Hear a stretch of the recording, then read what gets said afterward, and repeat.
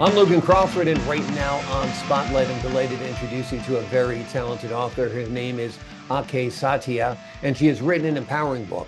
It is called Adversity Brings Balance, From Observing Your Life to Creating It.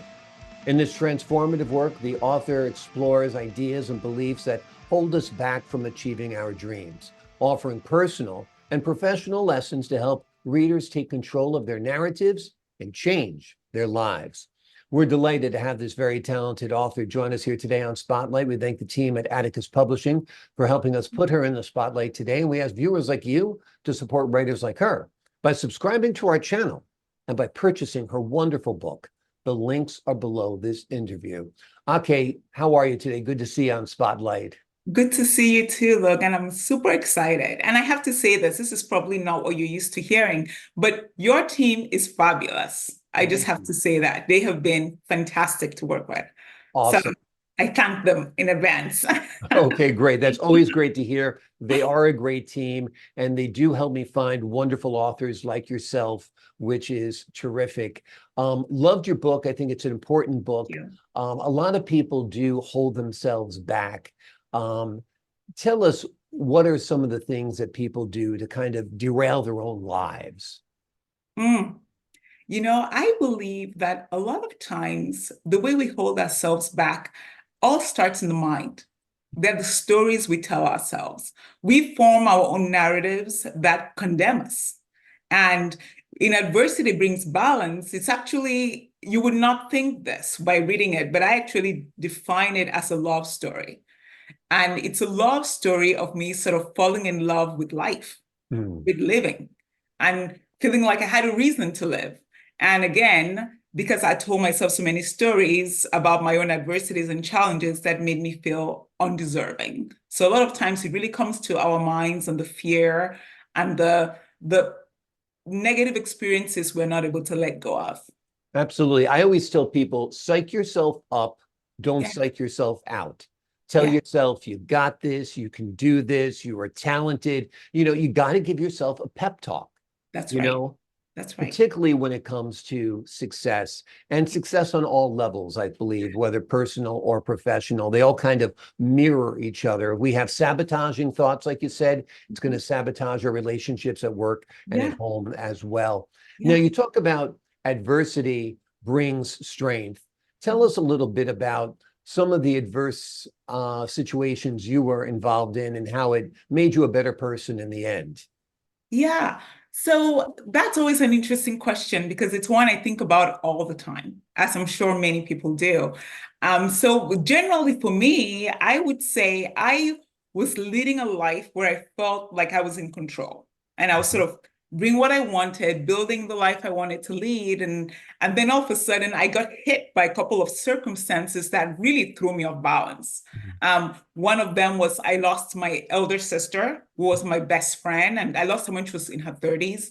So that was very difficult Yeah. because it was very sudden. But then I jumped right back up and thought, that's okay. I've got this. I'm Yeah. just going to keep trotting along. And then I got diagnosed with multiple sclerosis in my 30s, my early 30s. And that really threw me off. It was the stories I was reading about what would happen. It was what I was hearing from professionals about how this illness evolves. Mm. And I sort of thought, oh my gosh, in my 30s, I don't have time. Like Yeah. this is, I can't lead a good life. And so really, Logan, at that point, I went on pause. I sort of sat down and said, I'll just take what comes my way. I won't try very hard because my fate's already determined. And it took friends, family, loved ones, and then in a beautiful way, redefining and finding my love for my creator Mhm. and thereby sort of loving myself for me to really be able to step back and say, let's look at things here. I have to tell you, I'm a perfectionist by nature, so I had to examine my perfectionist tendencies and how they were holding me back. Yeah. But really, I had to get back in sort of this journey of really knowing who I truly was and rebuilding myself from that authentic point of view as opposed to delivering what I thought the world wanted to see. So that was a lot of the journey for me. Absolutely, absolutely. And you took it in a very positive way. When someone gets an MS diagnosis, they might be like, oh God, why me? Might even be angry or turn against God. But you actually found it kind of faith affirming, that you strengthened your relationship with your creator, right? Mm-hmm. I did, but I have to be honest, Logan, it was not like that in the beginning. Yeah. For a long time, I just fought. I was fighting it so hard. I was very angry. I was very upset, almost bitter. Yeah. I sort of felt like, again, God, what have I done to you? And then I would ask my parents, are you sure no one in our family had this thing? It just Right. could not have come out of nowhere. And then I would ask the doctors, surely I did something and I need you to tell me, like, give me a reason why Yeah. this is happening to me. And I was very frustrated by the lack of reasons, which again is what to me really differentiates adversity that we all encounter from failing. Yeah. Because many times when we fail, we can easily say, I did this 5,000 things, and we can beat ourselves up or we can blame someone else. Yeah. But with adversity, this state of misfortune, it's hard to pinpoint the source. And so many times we look for a source. And in so doing, we dig a pit rather than getting out of the pit we're already in. So, Yeah, you want reasons. It'd be almost easier to have someone to blame. You know what I mean? This is your fault. yeah, You knew you had these genes and you shouldn't have, whatever the story is. yeah, But unfortunately, that's the random nature of life, that some yeah, people get cancer, this person has heart disease, this person has MS, yeah. and we deal with it the best we can. Mhm. And your first reaction was a natural reaction, and your Yeah, second reaction was a very mature reaction yeah. and an empowering reaction for sure. The second part of your book, the second title, From Observing Your Life to Creating It, is very, Mm. very intriguing. What do you mean by that? Observing your life and instead create it? Yeah. So fantastic question. I thought about that subtitle a lot because when I think back on my journey with dealing with MS and even the passing of my wonderful sister, Jessie, I observed a lot. I sort of went into observation mode and I thought, well, woe is me. I've been working so hard, doing everything right. The perfectionist instinct kicked up at high gear. And I thought, I'm doing everything right. Like, how could this happen to me? Right? As if it should happen to someone else, by the way. I always think about that. If it doesn't happen to me, who deserves it? Like, no Yeah, one does, right? nobody does. We all deserve good health and happy lives and lots of money, a great place to live, good climate, never rain, right? Exactly. Yeah. But I sort of was frustrated and I thought, oh no, how could this happen to me? Like, this is so miserable.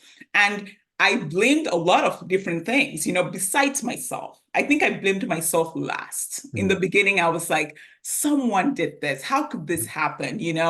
Again, I went back to my faith and I really sort of had if a friend, she told me, she goes, you really fight with God.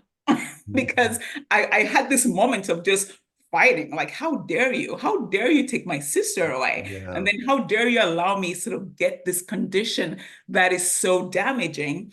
And that's where that subtitle came from observing my life to creating it.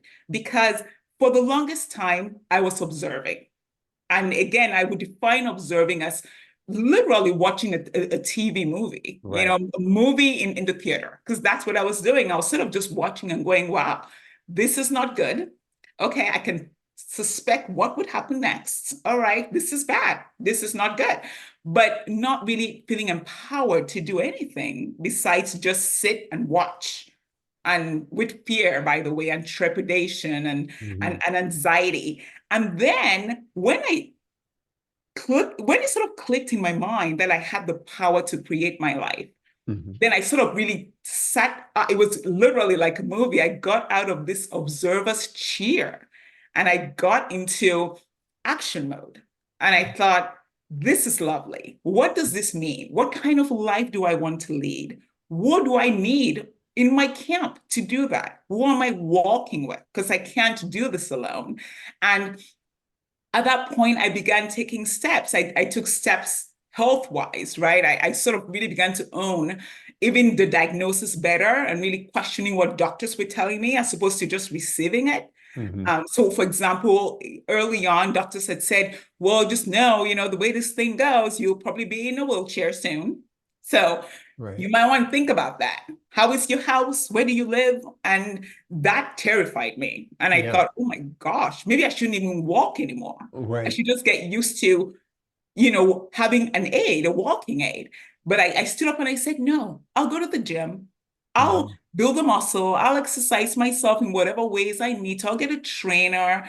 I moved closer to my family. I lived in Seattle. Hmm. So it's funny you mentioned rain earlier Yeah. because there it rained every day, but I lived Exactly. for a long time. Yeah. And my family was on the East Coast. So I moved to Maryland, which was Hmm. fantastic.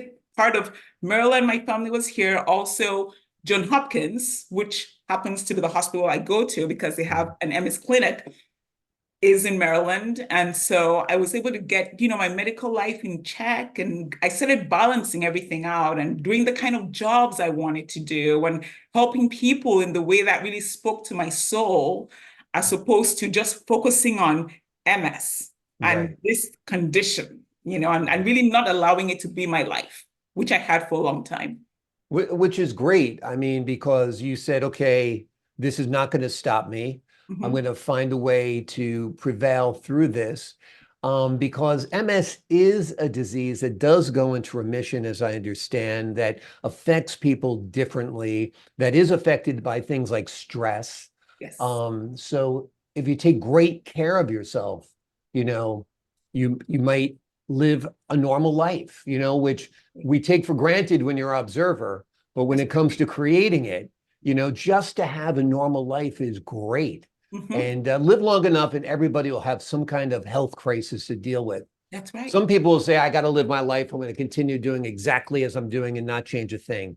Ugh. Other people Yeah. will take concrete steps to take control of their health Mhm. and change their diets, change their exercise routine, change their relationships to Mhm. strengthen them. So it looks like you really took the latter course where Yeah. you said, this isn't going to stop me. Have you been successful? Have you been able to kind of get control of this disease a little bit? I am very grateful because my doctors feel I have, and I Mhm. always gauge my success level based on my emotional health. And I would say definitely, it's interesting. I feel like I'm so much calmer and happier now because just what you were saying, I appreciate the little things. Mhm. I have, it is sort of funny. I go out, it's a beautiful day. I'll hang out with friends. Even the other day, I was at a doctor's clinic and she sees me and she goes, wow, there you are. You're just smiling and happy. Like everything's Great. great. I was like, but it is. Yeah. It absolutely is great. Right. So again, I go back to that mind game, really taking care of my mind has been the key. And along with that, of course, doing the physical things that I need to do. So working out is one of them. I work out quite a bit. Yeah. And that again is a focus because I understand the value of maintaining a strong physical health routine more than I did before. It's not a vanity play. It's actually an attempt to lead a normal life. Absolutely. Absolutely. Before we leave you today, I just want to ask you, what do you hope readers take away from your book? You know, Literally, as the subtitle says, I hope people get into the driver's seat in their lives because I always say everyone faces adversity of some sort and challenges of some sort, whatever they may be. And we all wrestle with that, sort of mind block and mental challenge of do I just sit back and observe what's going on? Or do I get back into my own driver's seat? Whether it's someone went through a divorce and they're wondering, okay, maybe my life is over. I should just hang out and do nothing again. Or they had an accident, or they lost their dream job, or they lost their dream house, or they lost a child. The problems are just endless. Mhm. And at every point, we have an opportunity to sit down and say, what does it mean to live the life I desire, the life that is truly fulfilling and meaningful? And so I hope that every reader creates their story by reading my story. and leads the lives that bring them fulfillment. Wonderful. Great advice. You can sit back and take it and say, poor me, or you can get out there and fight whatever it is, a Yeah. broken relationship, Yeah. poor health, problems at the job front. You do have the power within yourself to make the change. And that is the theme of this book. Ake Satya has written a wonderful book, an empowering book, an important book. It's called Adversity Brings Balance, from observing your life to creating your life.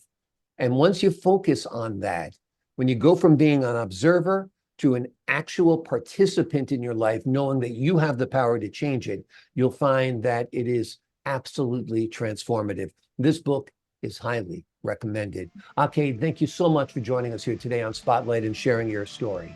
Thank you, Logan. It was fantastic. Thank you. Great conversation. Thank you. I enjoyed speaking with you so much. And to the folks at home, I'm Logan Crawford, thanking you for your time this time. Until next time on Spotlight. Thank you.